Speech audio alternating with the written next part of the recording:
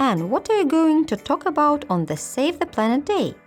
I've prepared a report about organizations that protect sea animals. What about you, Lucy? I'm not sure yet, but I've been thinking about the influence of trash on the ecology of the area. That's an interesting topic. We all create tons of trash every year. Sport is a power that can unite people. It helps us to keep fit, be healthy and strong. Professional athletes from all over the world try hard to break records and win the competitions they take part in. The greatest competition to win for any athlete is the Olympic Games. There is no doubt that the Olympics are the celebration of sport, but what price should we all pay for this great event? The 22nd Winter Olympic Games were held in Sochi.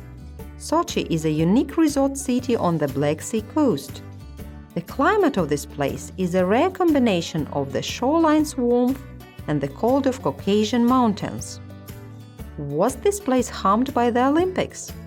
The answer is no. The unique ecosystem was conserved with the help of a special program of interaction with the environment. The aim of this program was to conserve the system, which had been formed by past generations.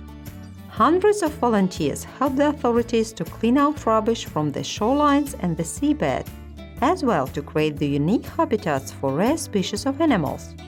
Let's have a look at some words from the text. Try to guess their meaning from the context. 1. Interact, to communicate. 2. Harm, damage. 3. Aim, a plan or hope to do something. 4. Conserve, save something.